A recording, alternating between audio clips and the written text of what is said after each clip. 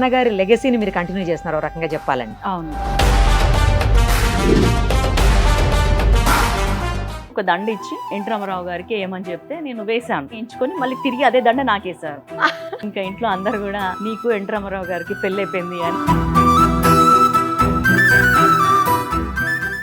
ప్రస్తుతం మనతో పాటు ఉన్నారు వరంగల్ పార్లమెంట్ స్థానం నుంచి కాంగ్రెస్ పార్టీ తరఫున పోటీ చేస్తున్నటువంటి డాక్టర్ కడియం కావ్య గారు. ఒక్కసారి ఆమెతో మాట్లాడదాం. నమస్తే అండి కావ్య గారు. నమస్తే అండి. ఎలా ఉన్నారు? ఫైన్ అండి, మీరెలా ఉన్నారు? Fine, thank you. Very ఎలా nice to సాగుతోంది? meet you.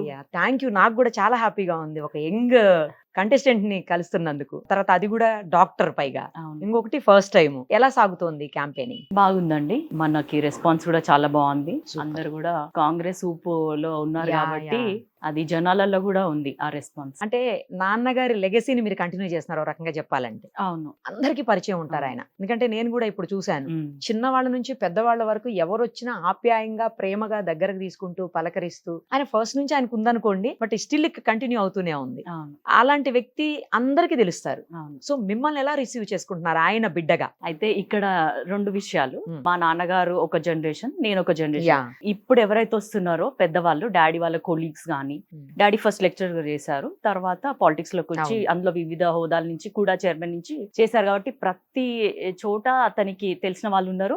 ఇప్పుడు వాళ్ళు కూడా వాళ్ళ పిల్లల్ని తీసుకొస్తున్నారు. సో వాళ్ళ జనరేషన్ ఇప్పుడు నా సేమ్ జనరేషన్ వాళ్ళని కూడా తీసుకొచ్చి మా పిల్లలు కూడా మీకు సపోర్ట్ చేస్తారు అని చెప్పి అట్లా ఒక ఫ్యామిలీ ఎన్విరాన్మెంట్ కనిపిస్తుంది. బయటికి వెళ్ళినప్పుడు కూడా చాలా మంది బయటకు ఉంటారు వెళ్ళినప్పుడు కదా కూడా అప్పుడు. చాలా మంది వచ్చి 25 years కింద పనిచేసాము, 30 years కింద, లేకపోతే మీ డాడీ కొలీగ్స్ మేము అని ఏమంటారు అనుబంధాన్ని గుర్తు చేస్తున్నారు ప్రతి చోట. ఇంటర్వ్యూ డెప్త్ లోకి వెళ్ళే ముందు ఫస్ట్ ఒక క్వశ్చన్ కి ఆన్సర్ చేయండి. ఉమ్. మీకు బీఆర్ఎస్ నుంచి టికెట్ వచ్చింది, అన్ని అయిపోయి మీరు ఇంకా త్వరలోనే నామినేషన్ వేస్తారు అనుకుంటున్న సందర్భంలో అందరూ ఉమ్. సడన్ గా మీరు అనూహ్యమైన నిర్ణయం తీసుకున్నారు, కాంగ్రెస్ పార్టీలోకి మారిపోయి కాంగ్రెస్ నుంచి కంటెస్ట్ చేస్తున్నారు. ఒక ఎందుకు అలాంటి చేంజ్ వచ్చింది అసలు? లాస్ట్ వరకు కూడా మేము చేద్దాము అన్న అదే.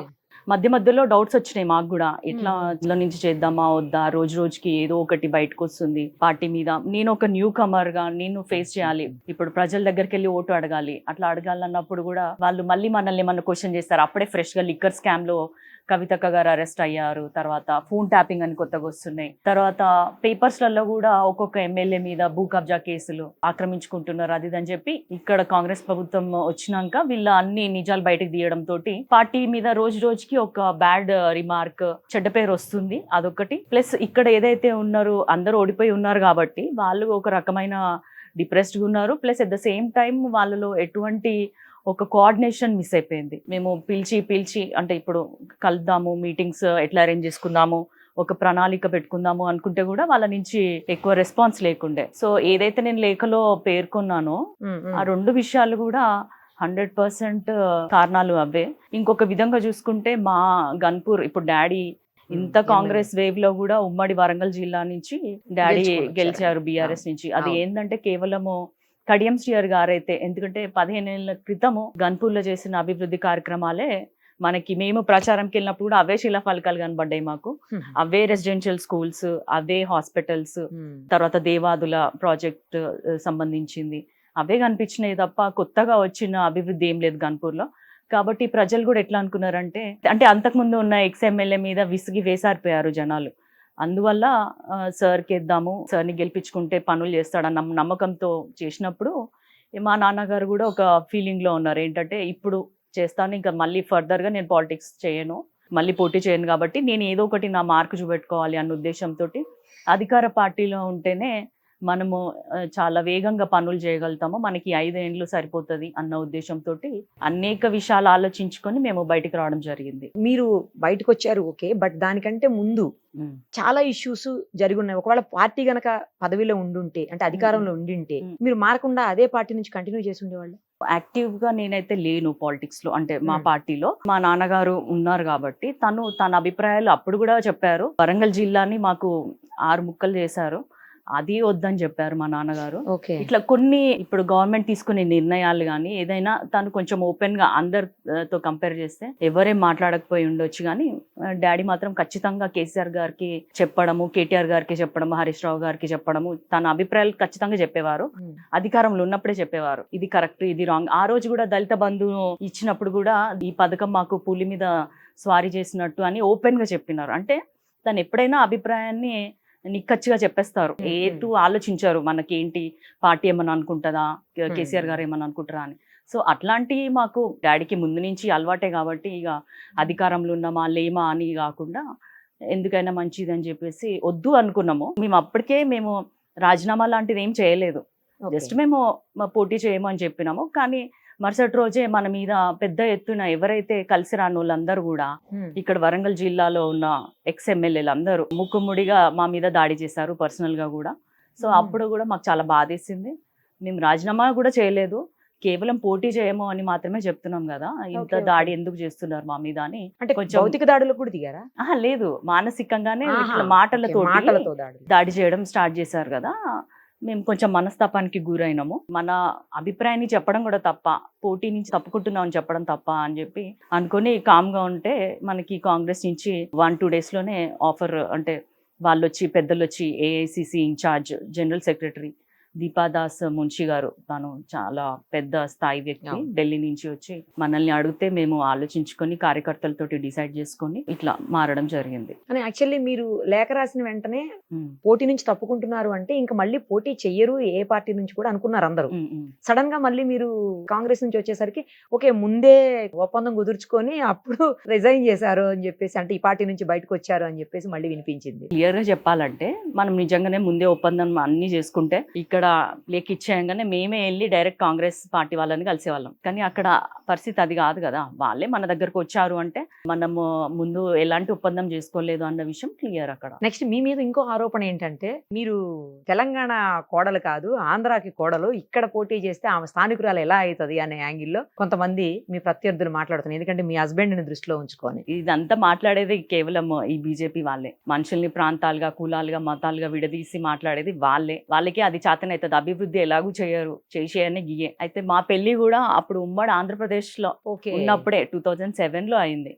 సో అప్పుడు తెలంగాణ, ఆంధ్ర ఇవన్నీ ఏం లేవు కాబట్టి అలా గడిచిపోయింది. ఇప్పుడు పాయింట్ ఎవరైతే మాట్లాడుతున్నారో వాళ్ళకు కూడా వాళ్ళ భార్య గాని ఇంకెవరో ఆంధ్ర నుంచి వచ్చిన వాళ్ళే ఉన్నారు, కానీ ఆరోపించడం మాత్రం మన మీద ఆరోపిస్తున్నారు అట్లా. సో అది పెద్ద విషయం కాదు. ఎవరు ఎక్కడి నుంచి అయినా పోటీ చేయొచ్చు, ఎవరు ఎక్కడి నుంచి అయినా ఉండొచ్చు. అందులో వరంగల్ కి, ఓరుగల్లుకి ఒక చరిత్ర ఉంది, ఆడబిడ్డలు పరిపాలించిన చరిత్ర. రాణి రుద్రమదేవి గాని, సమ్మక్క సారక్క గాని, ఇట్లాంటి వాళ్ళందరూ కూడా ఓరుగల్లు ఆడబిడ్డలే గాని వేరే చోట కోడలుగా ఉన్న అది ఉంది. కాబట్టి ఆల్రెడీ ఇక్కడ ఆ చరిత్ర కొనసాగుతుంది. ఇప్పుడు నా నుంచి కూడా అది కొనసాగుతుంది ఖచ్చితంగా. కావ్య గారు, అసలు మీరు ఆంధ్ర అబ్బాయిని ఎలా పెళ్లి చేసుకున్నారా చెప్పండి ఒకసారి. ఇక్కడ డాడీ మినిస్టర్ అయినాక మేము హైదరాబాద్ కి షిఫ్ట్ అవడం జరిగింది 8th క్లాస్ లో. సో అప్పుడు మనకి స్కూల్లో కూడా ఎక్స్ట్రా కరికులర్ యాక్టివిటీస్ లో సింగింగ్, డాన్సింగ్, సోషల్ సర్వీస్ ఇట్లా 3-4 సబ్జెక్ట్స్ ఉంటే నేను సోషల్ సర్వీస్ ఎంచుకున్నాను. అప్పుడే ఆర్ఫనేజెస్ కి వెళ్ళడము, వాళ్ళ స్టోరీస్ వినడము, ఓల్డ్ ఏజ్ హోమ్స్ కి వెళ్ళడము. అప్పుడు ఆ ఏజ్ లోనే అది మెడిసిన్ వరకు కంటిన్యూ అవుతూ వచ్చింది. మెడిసిన్ లో కూడా నేను వెళ్లే దారిలో సికింద్రాబాద్ లో ఆగి, అక్కడ ఒక ఓల్డ్ ఏజ్ హోమ్ ఉంది క్రిస్టియన్స్ ది, అక్కడ ఆగి వాళ్ళతోటి మాట్లాడడం, వాళ్ళతోటి పరిచయాలు పెంచుకోవడం అట్లా చేసిన. సో అప్పుడు తను మా క్లాస్మేటే. 8th క్లాస్ నుంచే లేదు, మెడిసిన్ లో క్లాస్మేట్. సో తను కూడా రావడం జరిగింది ఒకసారి. సో అప్పుడు చూసాను. ప్లస్ ఒకసారి మా క్లాస్ లో కూడా మెడిసిన్ చదువుతున్నప్పుడు, హాస్పిటల్ కదా, సో సడన్ గా ఎప్పుడైనా బ్లడ్ షార్టేజ్ ఉన్నప్పుడు ఏదైనా గ్రూప్ వచ్చి అడుగుతారు స్టూడెంట్స్ ని. అడిగినప్పుడు నేను నిల్చున్నా, తను నిల్చున్నాడు.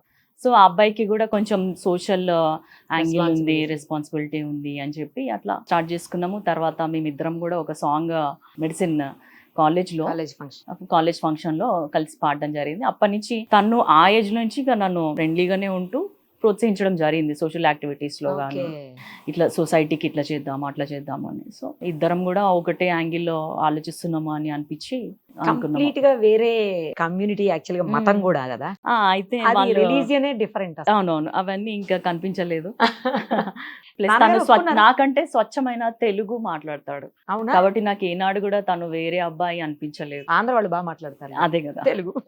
అంటే ఈ లాంగ్వేజ్ వేరే నిజమే. నేను అబ్జర్వ్ చేసిన, ఇక్కడ ఉన్న వాళ్ళు వేరేలా కొంచెం డిఫరెంట్ ఉంటుంది, అక్కడ వాళ్ళు స్వచ్ఛమైన తెలుగు మాట్లాడతారు. నాన్నగారు మంచి పొజిషన్ లో ఉన్నారు కదా. అవునవును. అట్లా యాక్సెప్ట్ చేశారా మరి మ్యారేజ్? ఇష్యూస్ అని గొడవలు? ఒకటి మా ఎంగేజ్మెంట్ కూడా April 14th doctor BR Ambedkar గారి జయంతి రోజున జరిగింది. సో మా నాన్నగారు ఒక విధంగా తను ఎంత క్లీన్ ఇమేజ్ తోటి ఉన్నారో అంత క్లారిటీ ఆఫ్ థాట్ తోటి కూడా ఉంటారు. సరే అమ్మాయి ఇష్టపడింది, తన హ్యాపీనెస్ ఇంపార్టెంట్ అని చెప్పి డాక్టర్ బిఆర్ అంబేద్కర్ గురించి చెప్తారు చాలా మంది గొప్పగా, కులము మతము లేదని చాలా అవును. గొప్పగా చెప్తారు. ప్రాక్టీస్ బిఫోర్ యూ ప్రీచ్ అన్నట్టు డాడీ గారు చేతల్లో చూపించారు. ఓకే 1-2 డేస్ కొంచెం తను ఇబ్బంది పడ్డారు, but the end of the day okay అనుకున్నారు. వాళ్ళ పేరెంట్స్ వచ్చి మాట్లాడారు, అంతా స్పెషల్ మ్యారేజ్ యాక్ట్ లెక్కనే చేసేసుకున్నాం మ్యారేజ్. అంత బానే ఉంటారండి అంతా బాగుంటుంది. మా అత్తమ్మ వాళ్ళు కూడా చాలా బాగా చూసుకుంటారు. సో కుల మతాలకు అతీతంగా అతీతమే నిజంగా. ఆ భేదం అనేది లేకుండా చేసుకున్నారు. గ్రేట్ అసలు. అటు నుంచి కూడా మనకేం ప్రెషర్స్ ఉండవు, No. కూల్గా ఉంటది. ఇప్పుడు 2 ఫెస్టివల్స్ చేసుకుంటారా ఇంట్లో? ఎట్లా? 2 కాదు 3 చేసుకుంటాం మేము. 3 చేస్తారా? హిందూ ఫెస్టివల్స్ చేసుకుంటాము, ఓకే. ఒకటి రంజాన్ చేసుకుంటాము, క్రిస్మస్ కూడా చేసుకుంటాం. రంజాన్కి మీరు కూడా రోజా ఉంటారా? లేదు, నేను ఏది కూడా ప్రాక్టీస్ చేయలేదు ఒక విధంగా వాళ్ళవి. నేను మొత్తం పూర్తిగా నాలాగే ఉంటాను. ఆంటీ వాళ్ళు చేసుకున్నప్పుడు వెళ్ళి జస్ట్ మనం తినేసి రావడం. క్రిస్మస్ అంటే నేను క్రిస్టియన్ స్కూల్లో చదువుకున్నాను, చదువుకున్నారు కదా. Cent Ann's. అప్పుడప్పుడు చర్చెస్ కి వెళ్ళడము అన్ని చేస్తాం వెళ్తుంటారా? కాబట్టి అంటే ఎప్పుడైనా కుదిరినప్పుడు ఆ క్రిస్మస్ రోజు అట్లా వెళ్ళేసి మాకు చాలా పరిచయాలు ఉన్నాయి వాళ్ళతోటి కూడా. అంటే మినిస్టర్స్ క్వార్టర్స్ లో కుందన్ బాగ్లో ఉన్నప్పుడు అక్కడ నన్స్ హోమ్ ఉండేది ఒకటి. సో ఎప్పుడైనా సండేస్ ఎప్పుడైనా వెళ్ళినప్పుడు అట్లా పరిచయం. ఏం పాట పాడారు అప్పుడు మీరును మీ హస్బెండ్ ఇద్దరు కలిసి? ఏదో ఒక చిన్న బిట్టు పాడండి మా కోసం. పాట పాడమంటారా? పాడాల్సిందే. ఏంటి ఆయన చూస్తే గానీ పాట వస్తుందంటే ఇక్కడ కూర్చోబెడతా.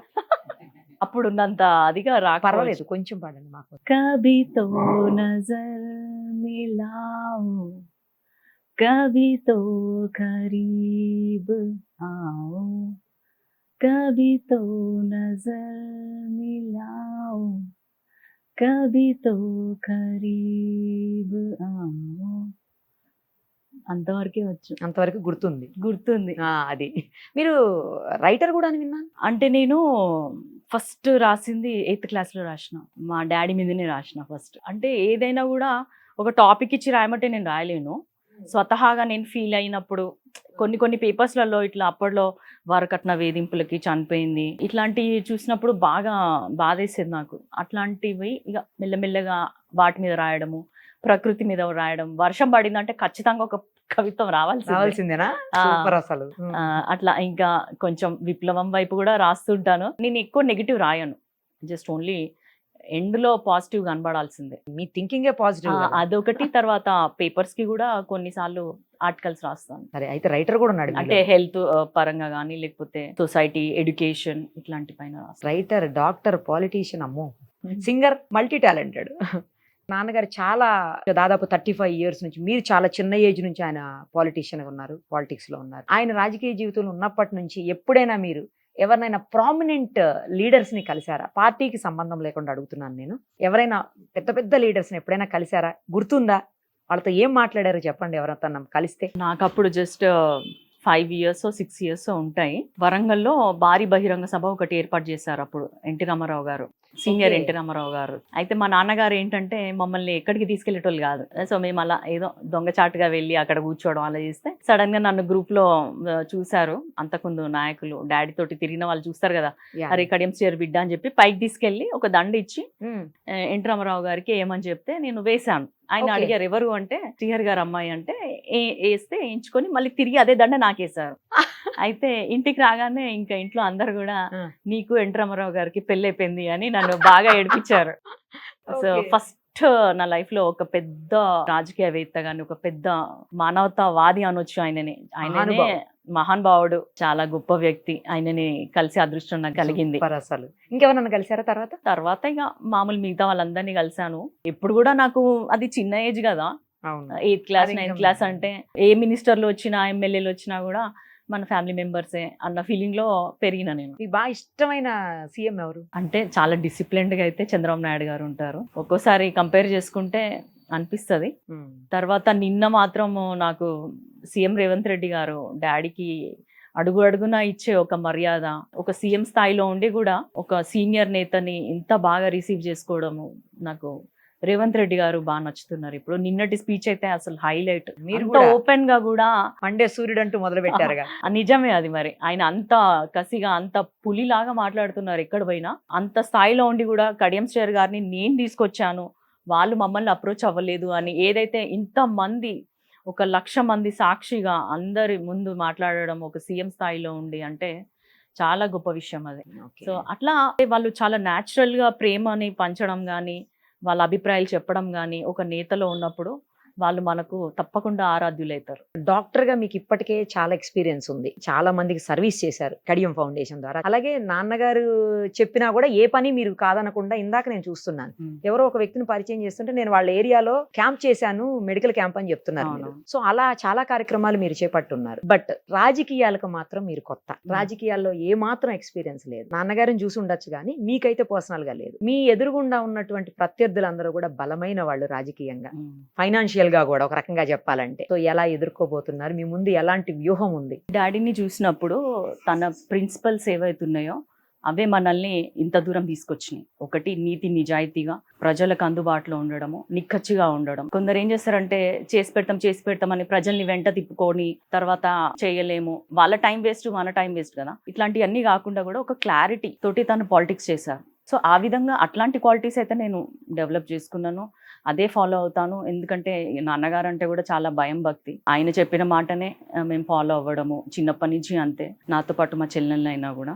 సో ఆ విధంగా ఆయనను చూసి నేర్చుకున్నాను. ఒక విధంగా నేను ప్రత్యక్ష రాజకీయాలు లేకపోవచ్చు కానీ రాజకీయాల్లో జరిగిన ఎదురు దెబ్బలు మా నాన్నగారు ఏదైతే ఫేస్ చేశారో, ఓడిపోయిన టైంలో ఎట్లుంటారు జనాలు, మనం గెలిచినప్పుడు ఎలా ఉంటారు, ఇట్లాంటివన్నీ నేను దగ్గర నుంచి చూశాను. నేను పుస్తకాలు కొంచెం ఎక్కువనే చదువుతాను, మనము అనుభవించాల్సిన అవసరం లేదు, చూసి నేర్చుకోవడం కూడా జరుగుతుంది కాబట్టి అది డాడీ దగ్గర చూసి నేర్చుకున్నాను నేను. సో ప్రత్యర్థులను ధీటుగా ఎదుర్కోగలంటారు. ఒక విషయం ఏంటంటే, ఒక ప్లస్ పాయింట్, నేను ఏది కూడా పర్సనల్ గా తీసుకోను. ఇప్పుడు మన మీద పార్టీ మారిన వెంటనే కూడా చాలా మంది మనల్ని బాగా ట్రోల్ చేశారు, అది నేను అస్సలే పట్టించుకోలేదు, ఏ ఒక్క రోజు కూడా బాధపడలేదు నేను. అదే బలం అసలు. అదే ఇక్కడ ప్రధానంగా అంటే మీరు ఎంపీ అయిన తర్వాత గతంలో ఉన్న ఎంపీ ఏం చేశారు ఏంటి అని అందరం చూసాము. సో మీరు ఏ సమస్యల్ని అడ్రస్ చేయబోతున్నారు ఇమ్మీడియట్ గా, మీరు వేటిని ఐడెంటిఫై చేశారు అసలు? ఫస్ట్ ఇప్పుడు డాడీని చూసుకుంటే, ఏదో మనం రాజకీయాల్లోకి వచ్చామా, పదవులు అడ్డు పెట్టుకొని అక్కడ భూములు ఆక్రమించుకున్నామా, వీళ్ళని బెదిరించామా, ఈ రౌడీజం చేసామా, గ్రూపులు చేసామా, ఇవన్నీ కాదు.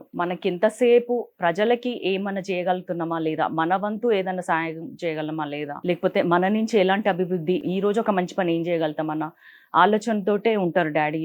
నేను కూడా అదే విధంగా డాక్టర్గా ఉన్నా కూడా మనం ఈ రోజు ఎవరినైనా ఎడ్యుకేట్ చేసినామా హెల్త్ విషయంలో, ఎవరినైనా కొంచెం దగ్గర తీసుకొని వాళ్ళకి పేద బాలికలు మెడిసిన్లో కానీ ఇంజనీరింగ్లో కానీ సీట్లు తెచ్చుకున్నా కూడా ఫీజు కట్టలేని పరిస్థితిలో ఉన్న వాళ్ళని కూడా మనల్ని అప్రోచ్ అయితే వాళ్ళకి ఫీజులు కట్టి చదివించడం. ఎందుకంటే చదువుతోటే జీవితాలు బాగుపడతాయి అన్నట్టు మేము నమ్ముతాము. కాబట్టి ఆ ఉద్దేశంతో మేము పని చేయడానికి వచ్చినాం కానీ పదవులు అనుభవించడానికి రావట్లేదు.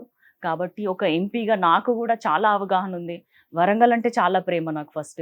కాబట్టి నా వల్ల వరంగల్కి ఎంతో కొంత మంచి జరగాలి తప్ప నేను ఊరికే స్తబ్దుగా ఉండడం నాకు ఇష్టం లేదు. ఏ సమస్యలు ప్రధానంగా మీరు ఐడెంటిఫై చేశారు? ఎందుకంటే మీరు ఉన్నత విద్యావంతురాలు కూడా కదా, అవతల నాన్నగారికి ఎలాగూ రాజకీయ అనుభవం.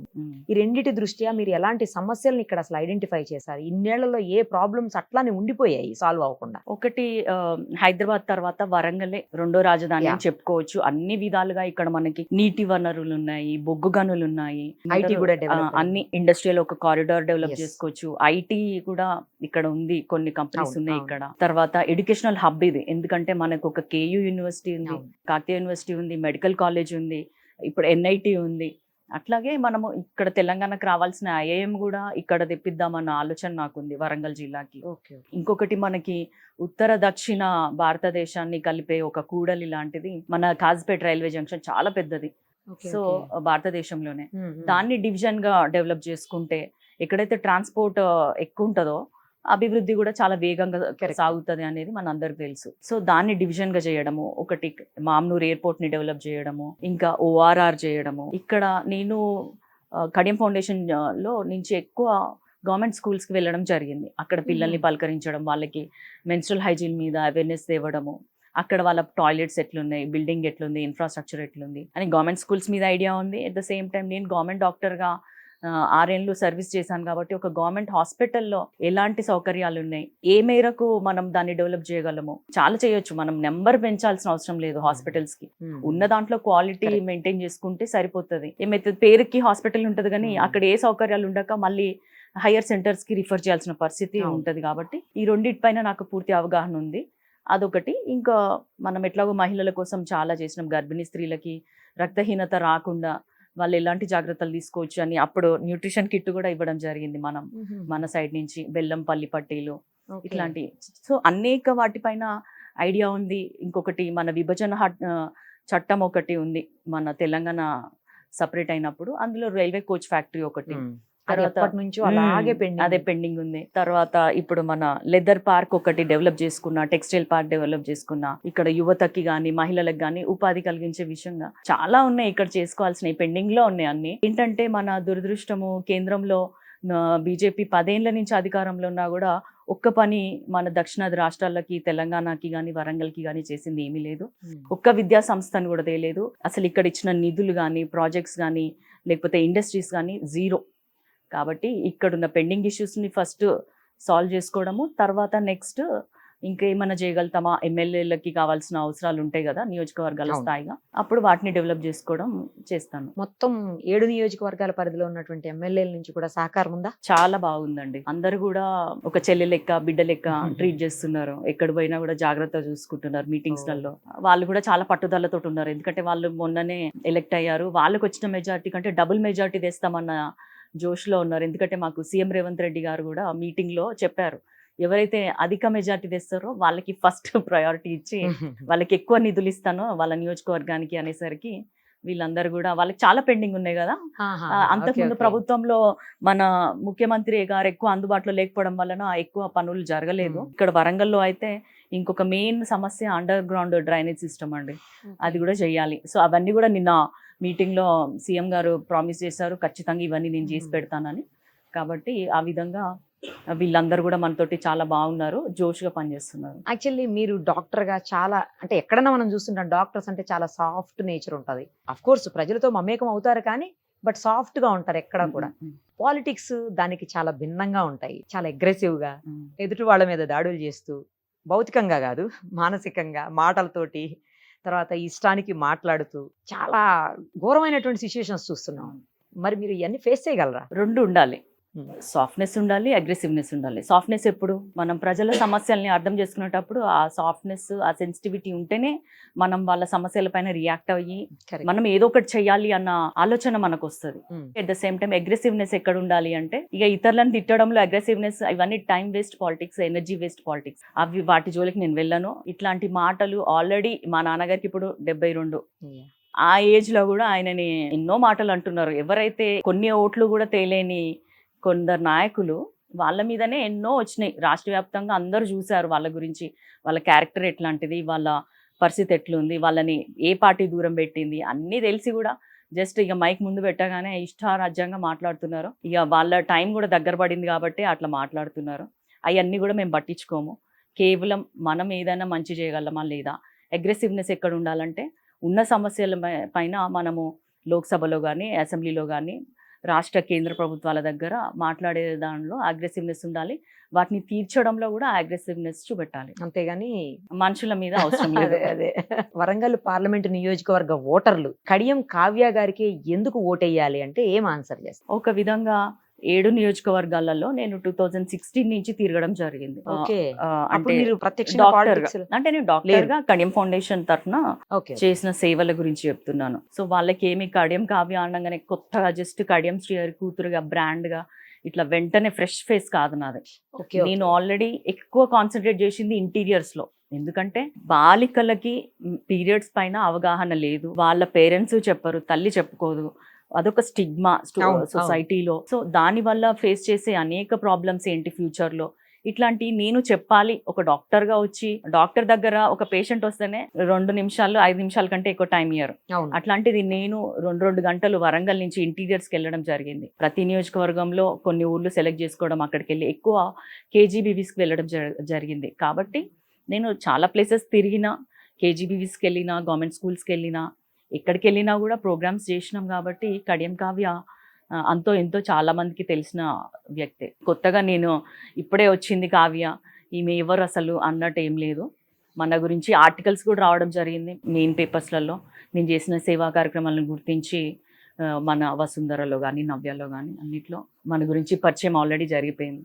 అంటే పరిచయం ఉన్న వ్యక్తిగా ఓటు వేయాలి అనేదా మీ కాన్సెప్ట్? లేకపోతే అసలు ఓటు వేయడానికి ఇది రీజన్స్, ఈ రీజన్స్ తో కడియం కావ్య గారికే ఓటు వేయాలి అని చెప్పండి అంటున్నా. అయితే పరిచయం అనేది ఓకే, కొంతమేరకే పనిచేస్తుంది. కానీ ఆమె ఎట్లాంటి వ్యక్తి, ఆమె స్వభావం ఎలాంటిది అంటే పేద ప్రజలకి సేవ చేయాలి, ఇతరులకి సేవ చేయాలన్న స్వభావం ఏదైతుందో ప్రజలు నాలో ఆ స్వభావం ఉందని గుర్తించి ఈమె అయితే మనకి ఎంతో కొంత చేస్తుంది, ఖచ్చితంగా చేస్తుంది, కడియం శ్రేయర్ బిడ్డగా వస్తుంది. ఒకటి నేను సేవ చేశాను, తర్వాత ఒక డాక్టర్ని, ఒక మహిళల్ని, ఇక్కడ ఉన్న సమస్యలపైన పూర్తి అవగాహన ఉంది, మాట్లాడడానికి నాకు భాషా ప్రావీణ్యం ఉంది. ఇన్ని క్వాలిటీస్ ఉన్నప్పుడు ఖచ్చితంగా అది కూడా ఒక 35 ఏళ్ల తర్వాత ఒక మహిళకి అవకాశం వచ్చింది వరంగల్ జిల్లాలో.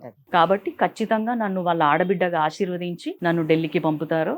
ఇవన్నీ కూడా కలగలిపి నేను ఖచ్చితంగా వెళ్తాను. యాక్చువల్లీ మీరు అన్నట్లు చాలా తక్కువ మంది లేడీస్ కంటెస్ట్ చేస్తున్నారు. నాకు తెలిసి తక్కువ ఏజ్ లో కూడా మీరే ఉన్నారేమో కంటెస్ట్ చేస్తున్న వాళ్ళల్లో. అది మీకు అడ్వాంటేజ్ అనుకోవచ్చా మహిళగా? అవును, ఎందుకంటే నేనేం నమ్ముతా అంటే చాలా మంది సేవ చేస్తారు కానీ రిటైర్ అయినాక చేస్తారు. సో ఆ టైం ఎంత ఉంటుంది, ఒక 10 years చేస్తారు, 15 years చేస్తారు వాళ్ళ ఓపిక. కానీ నాకు ఎప్పుడు నచ్చుతుంది అంటే చాలా చిన్న వయసు నుంచి ఎవరైతే సేవా కార్యక్రమాలు చేస్తారో వాళ్ళకి చాలా లైఫ్ ఎక్కువ ఉంటుంది, ఎక్కువ సంవత్సరాలు సేవ చేయడానికి ఉంటుంది. అందరూ రారు సొసైటీకి ఏదో చేద్దాము అన్నట్టు, అందరికీ ఉండదు. సో అట్లా చేసినప్పుడు చిన్న వయసులో వచ్చిన వాళ్ళకి ఎక్కువ టైం ఉంటుంది సేవ చేయడానికి, ఎక్కువ ఇయర్స్ కూడా వాళ్ళు చేయడానికి సిద్ధంగా ఉంటారు. నాన్నగారికి చాలా క్లీన్ చిట్ ఉంది పాలిటిక్స్ లో, అందరికి హెల్ప్ చేస్తారని, ఎవరు కూడా ఆయన్ని పెద్దగా టార్గెట్ చేయడం కానీ లేకపోతే ఆయన ఏదో అనడం కానీ లేకపోతే ఆయన మీద ఏదో ఆరోపణలు కూడా పెద్దగా కనిపించవు ఆయన రాజకీయ జీవితంలో. సో అది మీరు ఏ రకంగా మీరు పాజిటివ్ గా మార్చుకొని పబ్లిక్ లోకి తీసుకెళ్లబోతున్నారు, దాన్ని పబ్లిక్ నుంచి ఓట్లని పాజిటివ్ గా ఎలా మార్చుకోబోతున్నారు మీరు? నాన్నగారు నేను 7th లో ఉన్నప్పుడు ఫస్ట్ మినిస్టర్ అయి 9 years చేశారు. తర్వాత మెడిసిన్ అయిపోయింది, జాబ్ చేస్తున్నప్పుడు డిప్యూటీ సీఎం గా చేశారు. అంటే ఊహ తెలిసినాక కూడా మా నాన్నగారు ఎప్పుడు మమ్మల్ని పాలిటిక్స్ లో ఇట్లా, ఇప్పుడు చాలా ఫ్యామిలీస్ లో చూస్తాము వాళ్ళ ఫ్యామిలీ మెంబర్సే రన్ చేస్తుంటారు షో అంతా, అట్లాంటి ఎప్పుడు చేయలేదు మా నాన్నగారు. అంటే ఎవరైతే ప్రతినిధిగా ఉంటారో వాళ్ళే ఉండాలి, కుటుంబ సభ్యులు ఇన్వాల్వ్మెంట్ ఉండకూడదు అన్నట్టు పెంచారు. కానీ ఇప్పుడు నన్ను సపరేట్ గా ఒక ఎంపీ క్యాండిడేట్ గా తీసుకొచ్చారు తప్ప మాకు ముందు నుంచి ఇట్లా వీటిలో ఇన్వాల్వ్ అవ్వడము లేకపోతే ఇంకేదో కార్యక్రమాలు చేయడము, చాలా మంది షో చేయడము, తర్వాత కాంట్రాక్టులు తీసుకోవడము, కబ్జాలు చేయడము, అంత ఫ్యామిలీ మెంబర్స్ తోటే కదా చేసేది ఇవన్నీ. సో అట్లాంటివి ఏం చేయలేదు కాబట్టి అంత క్లీన్ గా ఉన్నాము, ఇప్పుడు కూడా అంతే క్లీన్ గా ఉంటాము. ఆయన ఎప్పుడు కూడా నన్ను కంట కనబెడతానే ఉంటారు. ప్లస్ అందులో తన ఇమేజ్ ఇంపార్టెంట్ కదా. 35 years నుంచి ఒక చిన్న ఫ్యామిలీ నుంచి వచ్చినప్పుడు దళితులుగా, అట్లాంటి అతనికి చెడ్డ పేరు రావద్దు అన్నప్పుడు తనకి నా మీద నమ్మకం కలిగినాకనే నన్ను పాలిటిక్స్ లోకి ఎంట్రీ చేయించారు. ఇప్పుడు ఇక్కడ కుల సమీకరణాలు కూడా ఎంతవరకు వర్కౌట్ అవుతాయండి? ఖచ్చితంగా ఇప్పుడు ఎస్సీ అందరూ కూడా కాంగ్రెస్ కి ఫేవర్, ఎప్పుడైనా కూడా కాంగ్రెసే వాళ్ళని కాస్త ప్రోత్సహిస్తుంది. అదొక సెక్యులర్ కంట్రీ అనేది మనం ముందుకు తీసుకొస్తాం. ఇప్పుడు ఏదైతే నరేంద్ర మోడీ గారు మళ్ళీ నాకు 400 seats వస్తాయి, నేను రాజ్యాంగాన్ని మారుస్తా, ఇప్పటికే చూస్తుంటాం దళితుల్ని వేరే రాష్ట్రాలలో ఉత్తరప్రదేశ్, బీహార్ ఇట్లాంటి చోట్లలో చాలా ఘోరమైన స్థితిలో అట్రాసిటీస్ నడుస్తుంటాయి. మన తెలంగాణలో అట్లా ఉండదు. ఒకటి ఎందుకంటే ప్లస్ ఈ కాంగ్రెస్ వల్లనే నేను చిన్నప్పుడు విన్నా, 10 ఏళ్ళకి ముందు ఇందిరమ్మ ఇల్లు అనేటోళ్ళు, అట్లాంటివి మళ్ళీ 10 ఏళ్లలో ఎక్కడ కూడా మనకి వీళ్ళకి ఇల్లు అనేది రాలేదు. చాలా డబుల్ బెడ్రూమ్స్ ఇచ్చామని చెప్తున్నారు కదా, కానీ అది ఒకరికి కూడా చూపెట్టలేదు కదా. ఖచ్చితంగా సగం అయినవి చూపించారు. అది కూడా వాళ్ళు ఎన్నైతే ప్రామిస్ చేశారో అందులో సగం కూడా కంప్లీట్ కాలేదు. కానీ ఇందిరమ్మ ఇల్లు ఏదైతే పక్కా ఉన్నాయో అవే ఇప్పటికీ నడుస్తున్నాయి. ఇప్పుడు మళ్ళీ రానున్న 5 ఏళ్లలో కూడా ఇంకొక 4 లక్షల ఇల్లులు ఇవ్వడానికి మన కాంగ్రెస్ ప్రభుత్వం సిద్ధంగా ఉంది. మీరు ఇక్కడ ప్రధాన ప్రత్యర్థిగా బీఆర్ఎస్ ని భావిస్తున్నారా, బీజేపీని భావిస్తున్నారా? అసలు బీఆర్ఎస్ 0 అయిపోయిందండి. వాళ్ళు ఎవరినైతే ఒక అభ్యర్థి ఎన్నుకున్నారో అతను కనీసము ఇక్కడ ఓటర్ కూడా కాదు. సరే ఎవరెక్కడి నుంచి అయినా పోటీ చేయొచ్చు, కానీ అంత లోపాయికార ఒప్పందం ఎందుకు? అంటే బీజేపీని గెలిపించుకోవాలి, కడియం శ్రేయర్ మా దగ్గర నుంచి వెళ్ళిపోయింది కాబట్టి ఖచ్చితంగా వాళ్ళైతే గెలవద్దు అన్న ఉద్దేశంతో మా అభ్యర్థి గెలిచేది లేదు, ఏం లేదు. కనీసం పక్కనోడికైనా గెలిపిద్దాము, పోయినోడు మనోడే, మనం అందరం కలిసి దందాలు చేసినాము, బీజేపీ అభ్యర్థితోటి మనం దందాలు చేసుకున్నాము, మనకి ఇప్పటికీ కాంటాక్ట్స్ ఉన్నాయి, మనకి అంతో ఇంతో పైసలు ఇస్తాడు అన్న ఉద్దేశంతో నేను అంతే అడుగుతున్నా. బీఆర్ఎస్ వాళ్ళు కనీసం డిపాజిట్ అనేది తెచ్చుకోండి మీరు, అది కూడా లేదు పరిస్థితి. కేవలం ఈయనకే కొమ్ము కాస్తున్నట్టు చేస్తున్నారు. బీజేపీ అభ్యర్థి ఎవరైతే ఉన్నారో ఆయన మొన్న డమ్మీనే పెట్టారు. అది చిన్న పిల్లలకు కూడా అర్థమవుతుంది, ఎందుకంటే ఆయన ముక్కుమొహం ఎవరు తెలియదు. బీజేపీ అభ్యర్థి ఎవరైతే ఉన్నారో ఆయన అంతకుముందే మొన్న ఘోరంగా ఓడిపోయినారు. ఆయనను వర్ధన్పేట ప్రజలు మాకొద్దు ఈయన అని చెప్పి ఓడించడం జరిగింది. కొత్త అతన్ని తీసుకొచ్చిన కాంగ్రెస్ పార్టీని, కొత్త వ్యక్తిని వాళ్ళు ఎన్నుకోవడం జరిగింది వర్ధనపేట ప్రజలు. ఓకే. ఈయన 10 ఏళ్ళు చేసిండు. మరి 10 ఏళ్ళలో కూడా ఎక్కడ చూసినా కూడా మన మైన్స్ కానీ, క్వారీస్ కానీ, క్రషర్స్ కానీ, తర్వాత కబ్జాలు కానీ, ఏదైనా కొత్త వెంచర్ పడిందంటే ఇక నైట్కి నైట్ కాల్ వెళ్ళిపోయి మాకు ఇంత కావాలి, మాకు రాసి పెట్టండి, ఇలాంటి బెదిరింపు చర్యలు. ఆయనకి ల్యాండ్ కబ్జా చేసుకోవడానికి తన మన భేదం ఏమేమి ఉండదు. ఇంకా మన కార్యకర్త పక్కన కార్యకర్త ఏమి ఉండదు. అట్లాంటి వ్యక్తిని వాళ్ళు వద్దనుకున్నారు ఆయన ఆగడాలు భరించలేక. ఆయనను మళ్ళీ తీసుకొచ్చి బీజేపీ ఈ వరంగల్ లోక్సభ పరిధిలో రుద్దడానికి ట్రై చేస్తుంది. కానీ ఆయన ఖచ్చితంగా ఆయనకు కూడా డిపాజిట్ వస్తుందో రాదో డౌట్. మరి అంతటి దందాలు అలాంటి ఇల్లీగల్ యాక్టివిటీస్ చేస్తున్నప్పుడు ప్రభుత్వం మీదే ఉంది కదా, ఎందుకు వదిలిపెట్టేస్తున్నారు? ఆయన అంటే అప్పుడు ఆయన అదే ప్రభుత్వంలో ఉన్నాడు కదా. ఇప్పుడు వచ్చిన తర్వాత మీరు ఎందుకు చర్యలు ఇప్పుడు తీసుకుంటారు? తీసుకుంటారు. ఇప్పుడు కాంగ్రెస్ ప్రభుత్వం అదే ఉద్దేశంతో ఉంది. ఇప్పుడు ఫర్ ఎగ్జాంపుల్ భూపాల్పల్లిలో కూడా ఆయన గుట్టలు మైన్స్ అన్నీ ఉన్నాయంట, అవన్నీ సీజ్ చేపిచ్చేస్తారు. ప్లస్ ఎక్కడైతే మనకు వీళ్ళు అక్రమాలు చేసినట్టుగా అనిపించినాయి, ఇప్పుడు అందుకే కదా ఒక్కొక్కటి బయటకు వస్తుంది.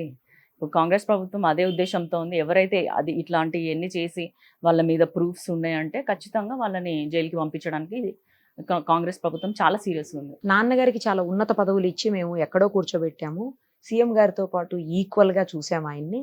అలాంటి వ్యక్తి మా పార్టీ జెండాతోటి గెలిచి మమ్మల్ని ముంచేసి ఇప్పుడు కూతురు కోసం ఆయన పార్టీ మారారు అని చెప్పేసి మాట్లాడుతున్నారు కొంతమంది.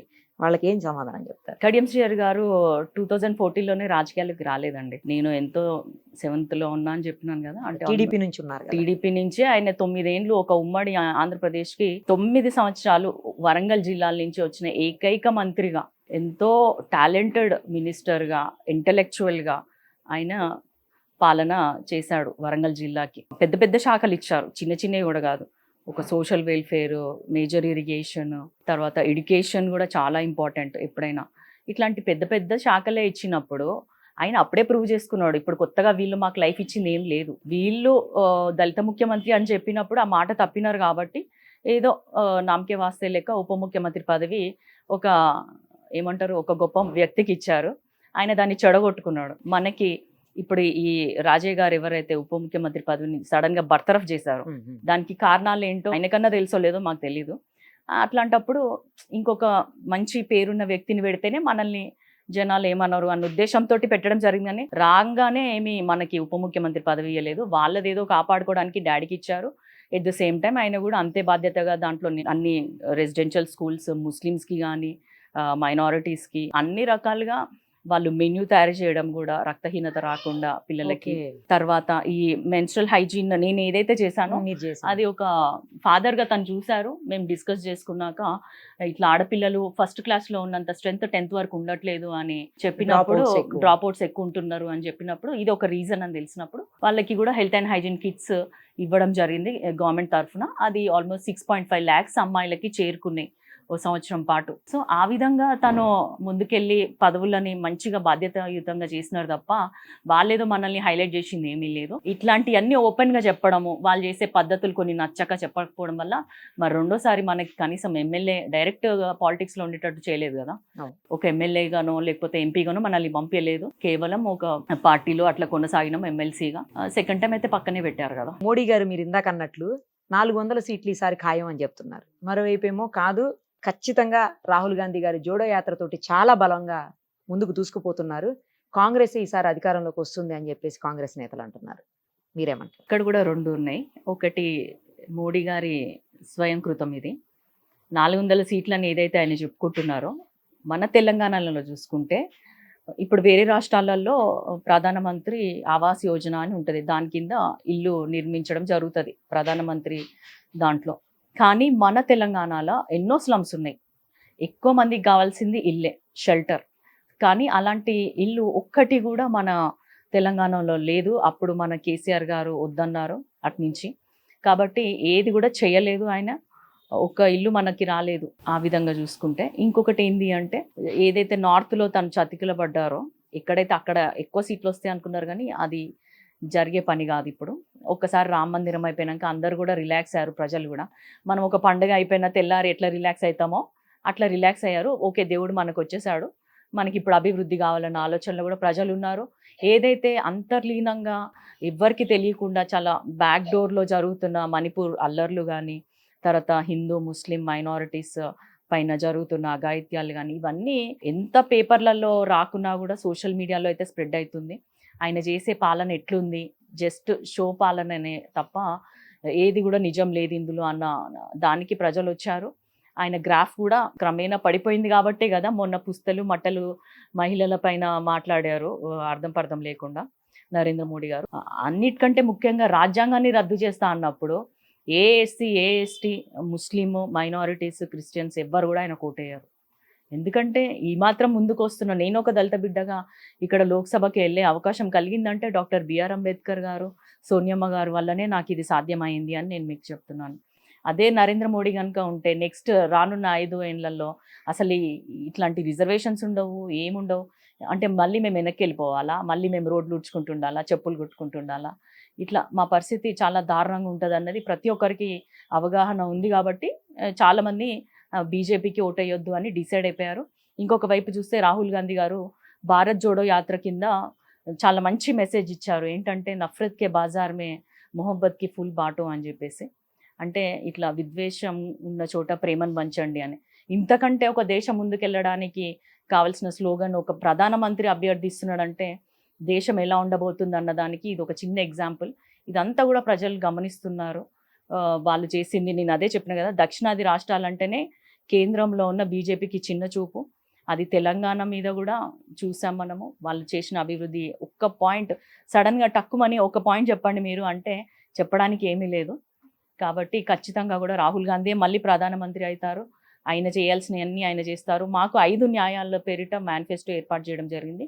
అందులో ఏ ఒక్క వర్గాన్ని కూడా విస్మరించకుండా మహిళలు, యువకులు, శ్రామికులు, వ్యవసాయం చేసుకునే రైతులు, సమన్యాయం. సమన్యాయం అనేది ఏంటి అంటే ఏదైతే నరేంద్ర మోడీ వద్దంటున్నారో రిజర్వేషన్స్, దాన్నే పట్టుకొని మళ్ళీ జనగణన చేసి దాని ప్రకారం రిజర్వేషన్స్ కల్పిస్తాను నేను, దాని ప్రకారం మన హక్కులు మనకు వచ్చే విధంగా ప్రయత్నిస్తానని రాహుల్ గాంధీ ఇంత క్లారిటీ ఇచ్చినప్పుడు మంచి వైపే ప్రజలు వెళ్తారు. రాముడిని నమ్ముకున్న బీజేపీ రాముడి ఉద్దేశం ఏంది, ధర్మాన్ని కాపాడాలి.